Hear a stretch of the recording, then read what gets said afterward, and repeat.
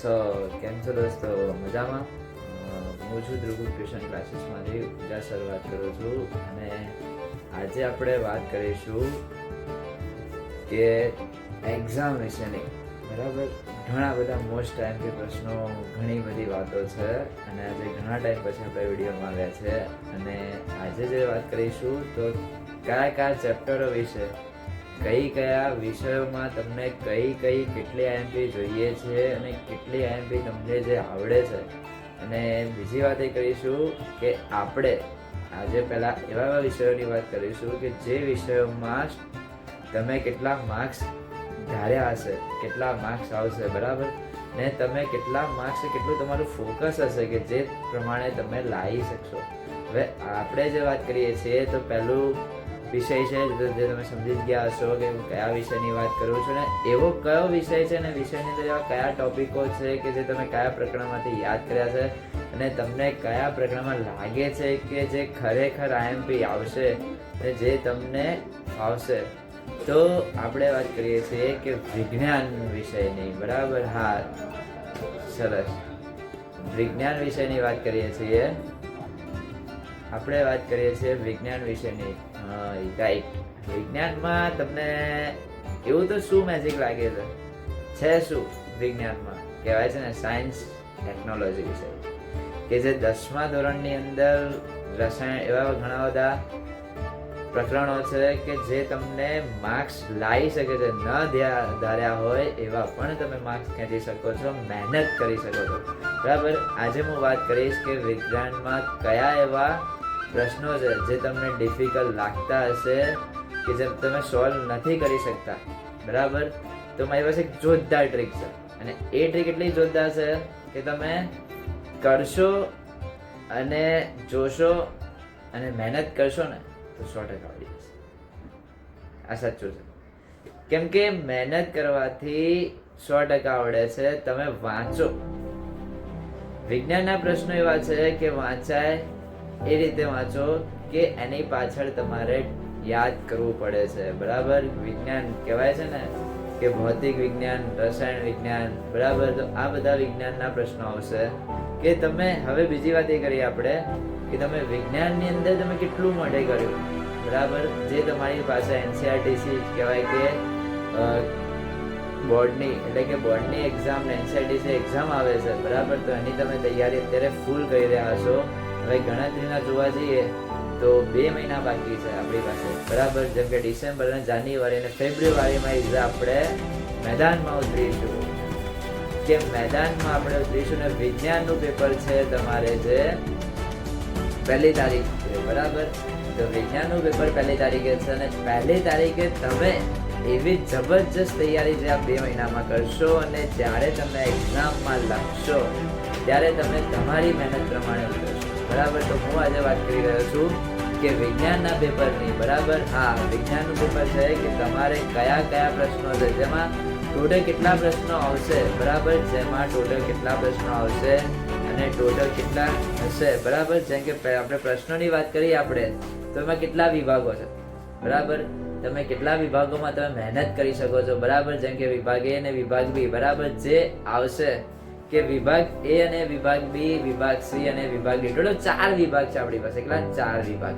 અને 4 વિભાગમાં તો આપણે ઘણું બધું તૈયારી કરી શકીએ છીએ. તમે ધાર્યા હશે ને એટલા પણ માર્ક્સ આવી જશે. બરાબર, કે 4 વિભાગ એટલે તમને એક શેડ્યુલ આપ્યો છે, તમે એક વસ્તુ આપી છે, તમને આપ્યું છે કે 4 વિભાગ છે ખાલી તમારી પાસે. 4 વિભાગ, જેમાં વિભાગ એ, વિભાગ બી ને વિભાગ સી અને વિભાગ ડી.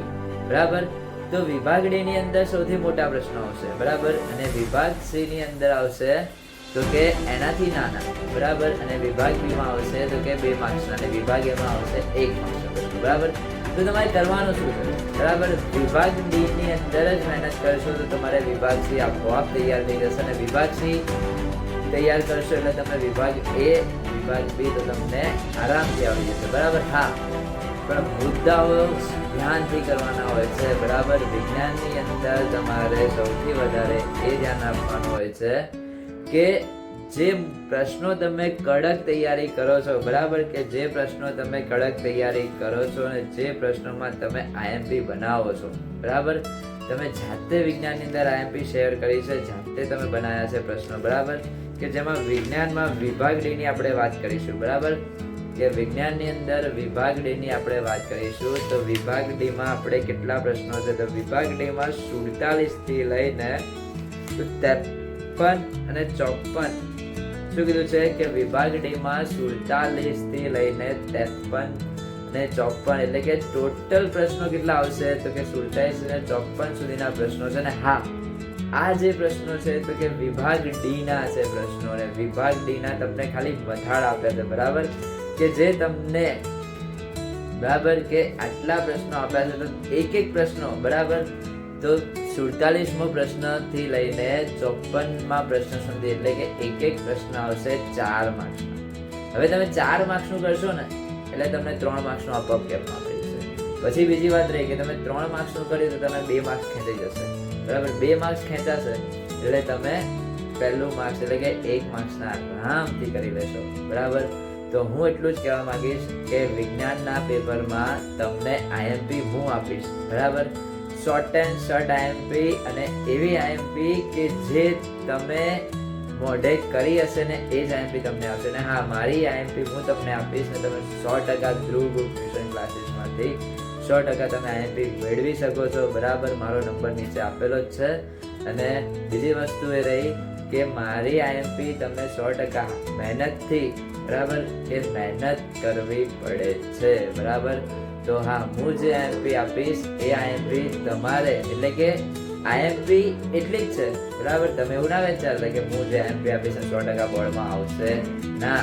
તમારી મહેનત હશે તો તમને 100% આઈએમપી લાગશે, બરાબર. આઈએમપી એ છે, બરાબર, કે જે તમારી પાસે ગાલા નામની, બરાબર, કે ગાલા તમારી પાસે છે, બરાબર, ગાલા તમારી પાસે છે તો આખું ગાલા તૈયાર કરી દેવાનું, કશું જ નહીં કરવાનું, આખું ગાલા કડકડાટ તૈયાર કરી દેવાનું. અને એવી તાબડતોડ મહેનત કરી લો ને આખા ગાલાની, આખું ગાલા તૈયાર કરી દો, આખું વિજ્ઞાનનું ગાલા તમે તૈયાર કરશો ને એ તમારી આઈએમપી હશે, બરાબર.